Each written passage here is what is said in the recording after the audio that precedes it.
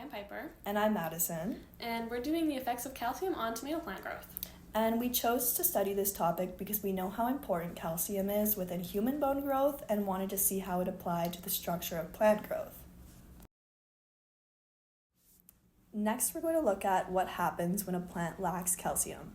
Calcium is an essential nutrient for plants to support cell wall structure, help with root development, and prevent any physiological disorders. Without the presence of calcium during the beginning stages of growth, it can present some physiological issues within the plant, such as blossom end rot. Stunted growth can be a major result, as the plant may experience reduced growth overall due to calcium deficiency, meaning it has smaller leaves, weaker stems, and underdeveloped roots, in comparison to a non-calcium deficient tomato plant. When looking at the leaves, they might start to curl and turn yellow, which would be an indicator of nutrient stress, especially if they are lacking more than one key nutrient. Calcium deficiency would eventually even affect the plant's ability to flower and produce fruit. However, this is only applicable if the plant survives long enough. Calcium may also play a role in photosynthesis and hindering photosynthesis. Why is knowing the effects of calcium important? As research shows, calcium aids in growth. It can be utilized to optimize crop yield for farmers. Along with farmers, gardeners might find this information useful when caring for their plants and choosing which nutrients to add. Our hypothesis is, if a tomato plant is calcium deficient, the overall growth of the plant's leaves, roots, and stems will be reduced, due to calcium being a key nutrient, essential for optimal plant growth. Here's a look at our experimental design. We used solution 4 containing all of the components listed on the slide, overall lacking calcium. We watered 3 times a week, Monday, Wednesday, and Friday, 50 milliliters per plant. We had a total of 10 tomato seedlings in vermiculite soil.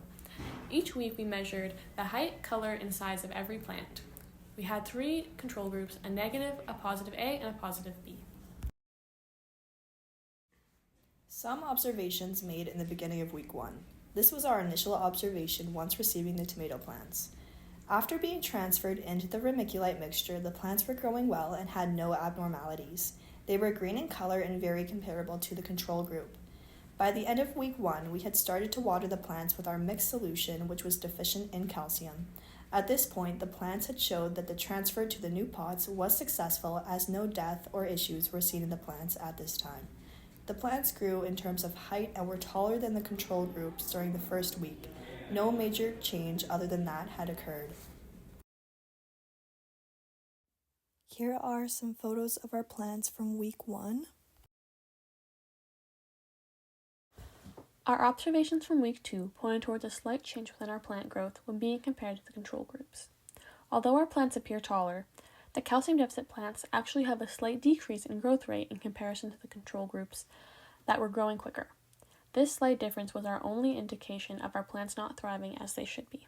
Besides this, the color was still bright green, indicating good photosynthesis, and the leaves still appeared healthy. These are our photos taken from week 2, which again look very similar to week 1's photos.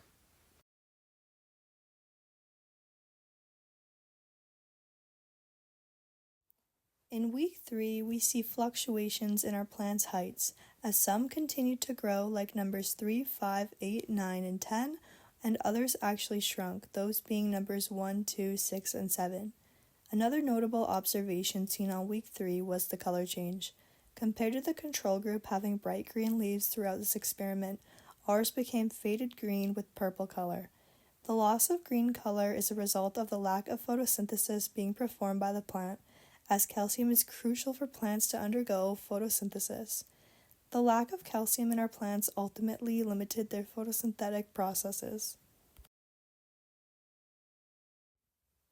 This is what our plants looked like during week 3.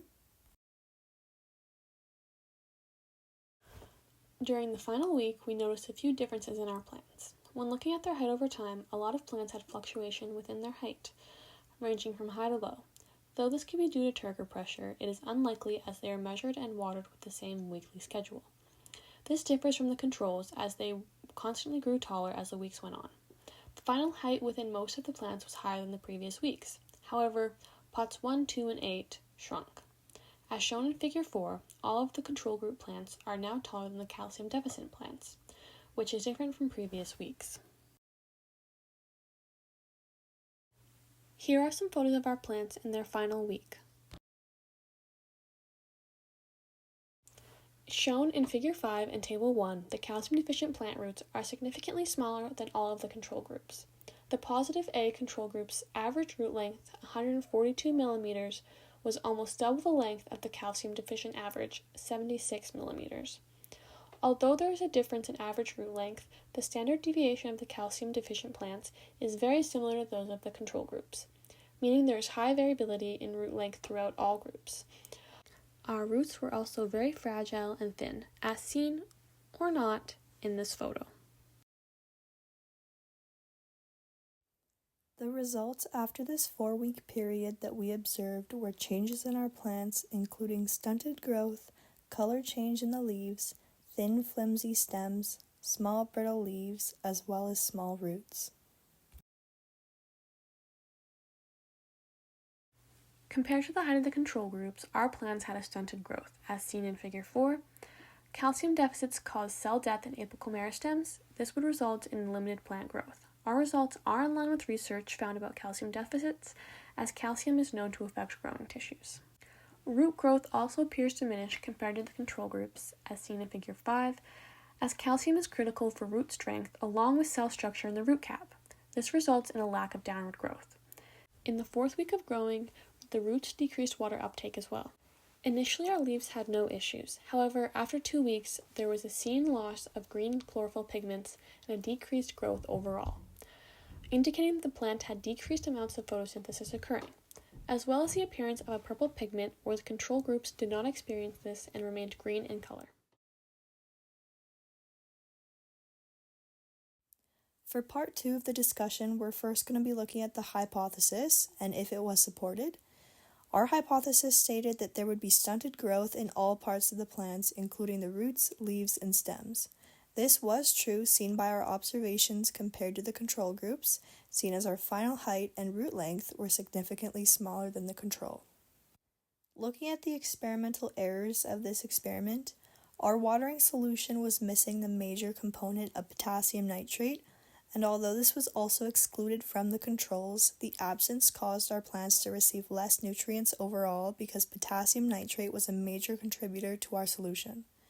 And for the recommendations, the bottles used for making our solutions were not large enough to supply solutions for the whole week.